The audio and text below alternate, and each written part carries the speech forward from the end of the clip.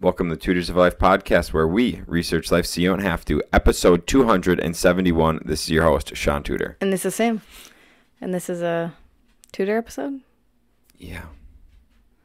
Where we try to teach you something new. Yeah. Damn. Mm-hmm. That must have been pretty difficult for you to get out. It was, because I actually have no clue what we're tutoring on. I asked you right ahead, and you didn't say anything. Yeah, so what'd you come up with? I got an idea, but I'm gonna call this the seasoning period. Okay. I also have an idea, but I'm more curious with yours. Okay. All right, gang. Yesterday was REI-CON. Mm-hmm. Went really well. It went very well. I thought it went really well. We had no hiccups. Besides more people showing up than we expected. A couple more people show up than expected, so we had to pull on a couple chairs, and then a couple of the couple malfunctions with the PowerPoints and stuff. Yeah, but that's, Yeah, so what it was, and I'm not exactly sure how, I don't think we're getting around it, because what I've learned is speakers, the type of people that typically come up and speak, they're typically go-getters. Mm-hmm. And so most go-getters I know procrastinate. Yep. Almost all of them. I was going to say all of them. No, because you got like Logan Rankin. There's a couple few. Like a 0.5% of them. Yeah. Or a 1. I'll give you 1%. Right. Well, and yeah. And so, like, Jason was prepared and stuff, except for his was fucked up. He had it done, but ended up being fucked up, like, on the layout of it or whatever. So I had to get, like, anyway. So the thing was like, most go-getters are procrastinators. Yeah. And that's just how they operate, and there's nothing wrong with that. But I was talking with the MC guys, Paul and Evan, about next year, and they're like, yeah, if we could get together like the Wednesday before, just go over intros, PowerPoints, etc. I'm like, yeah, dude, let's do it for sure. Like, whatever we have by that time, yes, let's go over intros, PowerPoints, and stuff. I'm like, intros for sure. Yeah, intros for sure we can have done. Intros, absolutely. But I'm like, I can almost guarantee we're not going to have most of the PowerPoints by a Wednesday when the event is on a Saturday. You know what I'm saying? Yeah. I think the issue, too, is, like, a lot of speakers like to try and, like, personalize the PowerPoints sure. for every event. Yep. So, I remember this from last year, too. Like, they had their PowerPoints done, but they were like, oh, well, with, like, only having an hour, 15 minutes or an hour, I need to cut some slides out. Yeah, yep, for sure. So, like, then they were doing that very last minute. But still, like, even if they could get us, like, a rough draft of their PowerPoint, anything. Mm-hmm. I think, our last speakers, I think if they would have just downloaded his PowerPoint, it would have been fine. No, because it was Canva, and when they downloaded the PowerPoint, it got all mixed up. That's where our issues really? came. Yeah, because he had sent it right away. Like, he sent it days ago. Yeah. Weird, because, like, when I downloaded it, it was just, like, when I downloaded mine for the sponsors and stuff, that was just fine. Yeah, I have no idea. Yeah, so for whatever reason, like, because he showed me, and I was like, yeah, this is all fucked up. Weird. It, like, spacing was weird. Some words were cut off and stuff. It was weird. So that was the issue there. But anyway, so yeah. Back on track with that. The preparation, so like, everything went really well. We can fine tune it some more next year, stuff like that. Had a speaker back out, was able to fill that speaker spot. Actually got really good feedback. Got really good feedback on the speaker we replaced him with. Which I was very happy to replace him with Don Ross. Yeah. Phenomenal speaker, knows what he's talking about. It gives great content, and if you take the biggest thing with everybody there, like everyone there yesterday, and most of the people that come to Escoria and speak and stuff like that, if you take what they say and you do what they say, you make more money. It's that easy. You help more people make more money. It's that easy.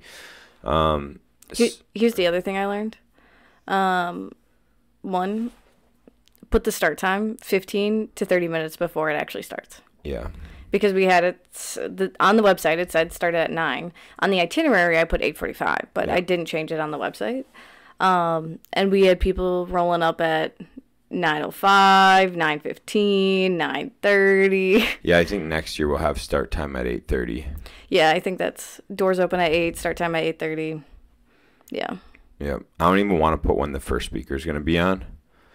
Yeah, because then people will roll up right at 9. So, it starts at 8:30, but the speaker don't start till 9. So, anyways, let me see what else. What did you want to talk about? Tutor about? Shiny objects. Okay. All right, that's a pretty good one. Mm-hmm. Because most people that we have listening are people that were probably at REI-CON. Some of the people? I guess not most. Oh, so don't talk about something we learned at REI-CON? I mean, we could. Oh, sure. That's fine. Okay. I was just thinking that's like a good thing to keep in people's minds after like going to an event like that. Okay. But what did you want to tutor on? Oh, good question. Execution. Oh, we could do both. Okay, cool. All right, cool. The overlying theme of yesterday, it wasn't a theme. The overlying takeaway. Oh, okay, yeah. The overlying takeaway from all of yesterday was execution. Mm-hmm. All of those dudes take what they've learned and they execute. Yeah. And they don't execute part-time. They don't just like sometimes send out mailers. They don't sometimes make phone calls. Nothing like that. They execute. Mm-hmm. Every fucking day. They execute. Yeah. And that's something like Shaun and I recently like remembered because we've heard so many people say like at some point you just have to take the leap and do it. Because when you take the leap, then you're in survival mode and you have to get the work done to get money to survive. Mm-hmm. And Shaun and I just finally remembered that a couple weeks ago because we were both just so mad at our jobs. Well, Shaun was mad at our business and I was mad at my job.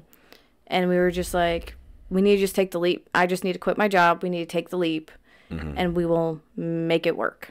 Right. Because no matter what, like, I can't execute and do the things I want for our business if I'm working another full-time job. I just can't. It's very improbable. Not impossible, but improbable. Right. Well, to execute at a level every day where it need like to get the results we want is a lot more difficult when you're spending 40 hours somewhere else. Yeah. So when you spend 40 hours executing on the shit that does move us forward more, plus that extra time you'd be able to, it allows for so much more to get done. And those 40 hours are typically your best operating time or your best execution time. So, yeah. Big thing we've heard here so many times is like, oh, you can't do like doing full-time real estate in Eau Claire is so hard as far as like wholesaling, flipping, burring, whatever. It's so difficult to do it here full-time. And it is difficult to do it here full-time. Like we don't have anywhere near the amount of deals, right? But we also don't have anywhere near the competition. And there's not a single company here who does marketing, acquisitions, cold calling, flyers, full-time for real estate acquisition. Nobody's doing it full-time. No. You talk to the speakers, you talk to some of our friends over in Appleton, Green Bay. Those guys do acquisitions every single day without fail. Well, and we even noticed that yesterday because one of our sponsors, Andrew Engel, has a program called Fresh Baked Leads. Yep. And it releases a list of probates, divorces, deaths. Yeah. So like bankruptcies. if they were filed that day, like they're on that list that day. Yep. And he had a coupon for a free month of it. Mm-hmm. I hardly saw anybody take that. Oh, yeah. I took one. Yeah, we took one. And then we talked about taking like 6 of them. Yeah. And using different business email. Yeah. But Joe took a couple to like hand out to people because he's just like, I keep talking to people that need help and this would help them. Right. And Jason Lund talked about it at his during his presentation. And he's like, every day my VA, when that list hits at 4:00, does whatever, puts it into our system, and his assistant drops off the postcard for those however many addresses that day before 4:00 at the post office, so it goes out so those people get it the next day. He's like, a lot of the times I am notifying somebody in their, like someone in their family, before the divorce papers are filed. I'm notifying someone before their bankruptcy hits, like, or foreclosure hits, anything like that. It's like, dang, dude. And so it's interesting. It's definitely like, but that's the thing. That's the difference between operating and doing it every single day, and all of us here just doing it like part-time. It's like they do it every fucking day going, which is awesome. Yeah. And posting, the big thing, posting on Facebook all the time. Like, oh, hey guys, just so you know, like, looking to ramp up. If you know anybody looking to sell real estate, please let me know. Yeah. It's fucking smart. Yeah. Going to sheriff sales. Hey guys, I got a property right here to wholesale. Who's interested? You know, people are not executing and getting after it here like that. They're making excuses, and I'm fucking just as guilty. Yeah, I do feel like there is, like, people in Eau Claire are afraid of risks as well. 100%. Because I find it so hard to believe that you could go to an Eau Claire sheriff sale, say, hey guys, I got this deal. It's a 2-bed, 1-bath, needs about $30,000 in remodeling. I'll sell it to you for $110,000. Nobody, I would find it so hard to believe that someone would take that deal without looking at it. Yeah. Because you can't show them pictures if you're wholesaling. Right. So we've known so few people that are willing to do that as well. Oh, dude, we've tried wholesaling to people, you know, and even as like my background, like construction. Hey guys, this is what we got going on. They're like, well, we need to see it. And I'm just like, you can't. Okay, never mind. Yeah. Bye. So yeah, it's such a big thing, such a big thing. Yeah. So yeah, I think over there, a big thing over there, and what's really cool, and it's something you could totally do here, is reputation. Yeah. Like Jason and like Joe Graciani and stuff, they over there, they've got reputation. They are not going to wreck their reputation to get a wholesale fee. You know, and so it's just cool to see that people like that are their word and their reputation is more than a deal. Yeah. And a lot of people here, it's not. And so many people have gotten screwed over by people who are there for the deal. And I know multiple people I will not do business with. Oh, yeah. Because of that. Multiple people I will not do business with because of that. And sadly, that's the case for a lot of people here, is there for the quick dollar instead of the long-term relationships, which they're not executing well. People, they're not thinking that, like, dude, today's money is nothing compared to the next 15 years of money. Right. Like, dude, what are you doing? Why make 100 G's off of someone today when you could make $1 million off of them over the next 10 years? That's what I thought was interesting too about Jason is, wait, this is getting off of execution. I don't have to talk about that. Okay. But just making sure you're, like, executing well. Because, yeah, I was thinking, like, Shaun and I were thinking back on it the other day. Him and Ryan started Stable Living in 2017. 2018? 2017. And Colin Schwartz started his business in 2017. And, I mean, yes, like, we sold Stable Living, but Ryan obviously still has it. And comparing, like, I don't know, I guess, how would you compare Ryan to Colin? What do you mean? They both started their businesses in 2017. Okay. So where, like, do you think comparison-wise? Like, do you think Colin Schwartz is still, like, way above Ryan? I think mindset is just so different. Yeah. Because Colin had a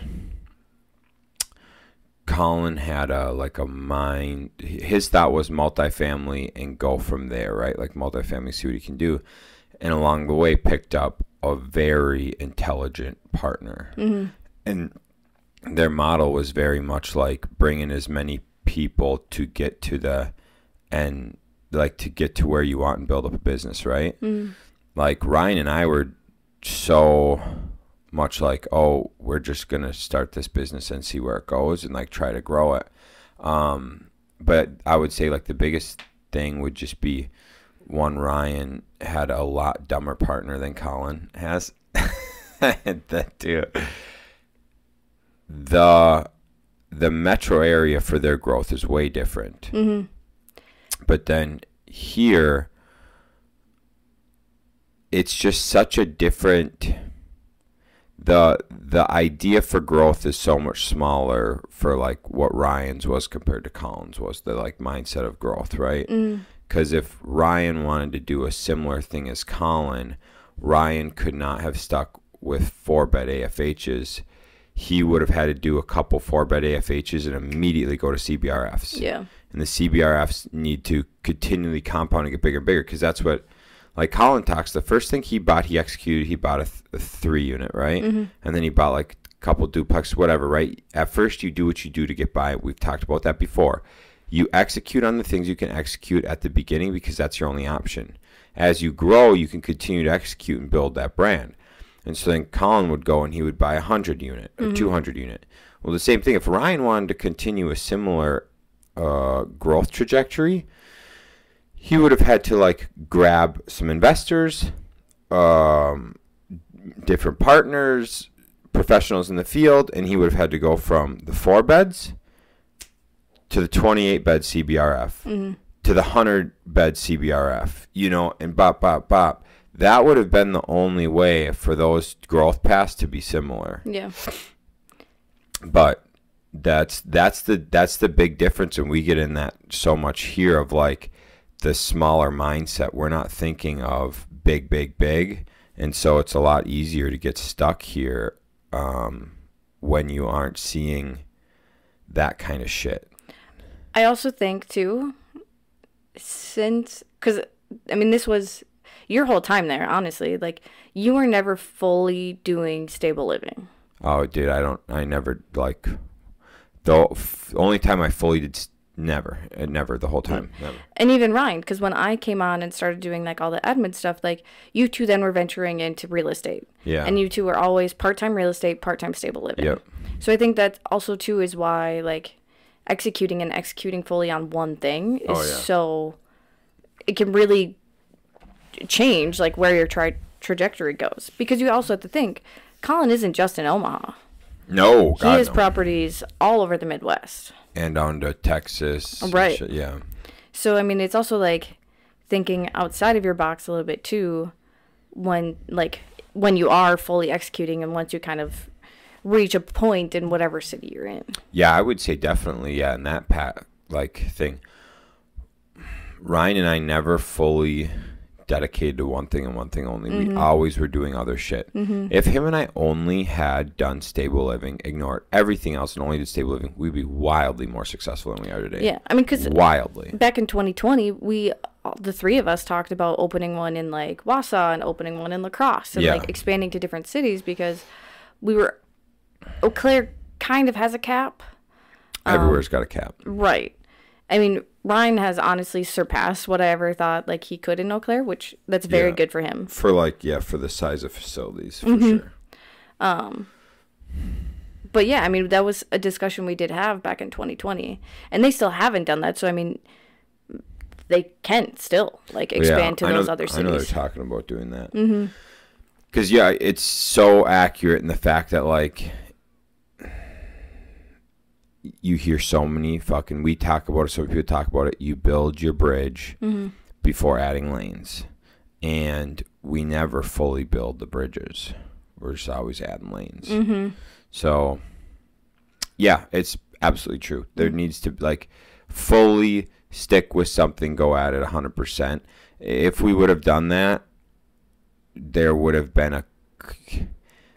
have been a lot more similarities to, like, higher up people if we would have done that. Yeah. But we didn't do that. And instead of just been kind of doing random shit for 7 years. Yeah. So that, I mean, that, like, it totally shows, like, what the difference 100% execution could do for business. 100%. Well, and then that goes right into shiny object syndrome. 100%. Because it was like, oh, machine shop, shiny object. Oh, fucking cars, shiny object. Oh, there's... Snow plowing, shiny object. Oh, real estate, shiny object. And it's just constantly like, shiny object after shiny object after. And nothing ever got 100% of our attention. Mm. And one thing, like, Shaun and I have talked about is, like, a thing you do have to remember when you're early on is you kind of, and we were told this, and Shaun was just recently reminded of this, that when you're kind of starting off, you kind of have to do whatever you need to do to make money. Mm-hmm. So the first few clients Shaun and Ryan got were not the clients that they wanted to get. Mm-mm. But a case manager told them, you're just starting out, you need to build your reputation, you just have to take whatever they'll bring to you. Mm-hmm. And so that's kind of like what that is what we're doing with the construction business right now. Is we don't really have our name out there yet, we don't really have a reputation out there yet, and so we're kind of just taking every job, most of the jobs that come our way that we know we can do and do well. Mm-hmm. And then until we figure out what our niche is and we have a reputation, then we'll start fully building that bridge and then kind of adding lanes onto it. But right now we're kind of in the construction of building the bridge and just trying to get our name and reputation. Yeah. Mm-hmm.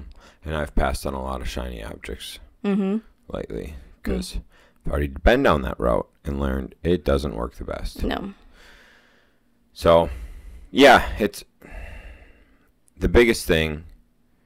Find one thing and execute 100%. Mm-hmm. There's not much else you have to say about it besides the fact of one thing, execute 100%. Once that is wildly successful, then you can do other things. Because think of, like, if you bought a storage unit and then a couple months later you bought a duplex or let's go a little bit bigger. Let's go with a fourplex. Okay. So at the same time that you're trying to develop these systems and processes for the storage unit, you're also trying to figure out the systems and processes for a fourplex. Yes, they're in the real estate realm, but those are way different processes, way different contracts, way different insurances that you need for both. So it's better, like, if you can survive off of just the storage units, to just take the storage units, stabilize them, get all the processes and everything in, and it's, like, good and running fine. You don't have that much calls or anything to do with it until you add that 4-unit. 100%. That's exactly what Duplex Joe did. All he did was buy duplexes. He only bought duplexes till he got like 50 units. Got it all stabilized good, passed it off to a reputable property manager. They're running it. And then he's like, okay, now that I have that bridge fully built, I'm going to add the lane of storage units. And now he's self-storage. Boom. Yeah.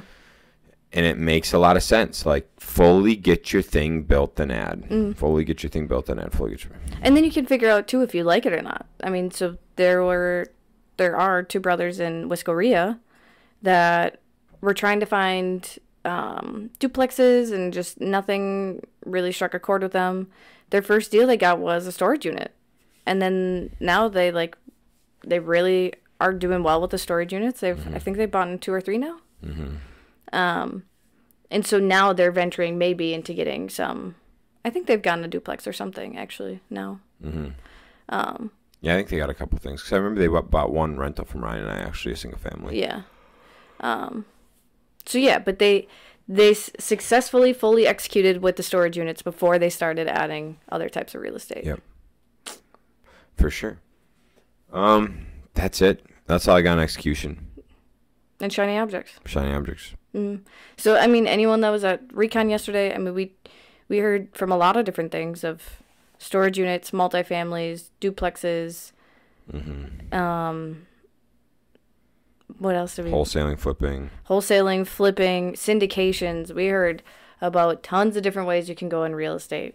So find one that you like and that is accessible or like even possible in your area. Like we said, I mean, wholesaling is possible in Eau Claire, but it's a realm that people have tried and haven't done it successfully. So, I mean, definitely if you're going to do something that's not well known in your area, like fully execute and get it done. Well, and that's like we talked. I've been saying this for like over a year now, that the only thing I'm doing is flipping and burring new stuff. Mm-hmm. Like newer stuff. That's it. Like if I get stuff that doesn't hit those criteria, or like they're nothing, I'll like refer it to a realtor or whatever, but like it's either going to be a flip or it's going to be a newer burr. Mm-hmm. And like that's it. And I'm going to continue doing that until that's built. Mm-hmm. And then whatever. Yeah. That's what I got. Cool. I like it. Gang. Short one for you today. Get out there. Execute on something tomorrow. 100%. Or today. Yeah, because you're listening this Monday. Go execute today. Yeah. Okay, bye. See ya.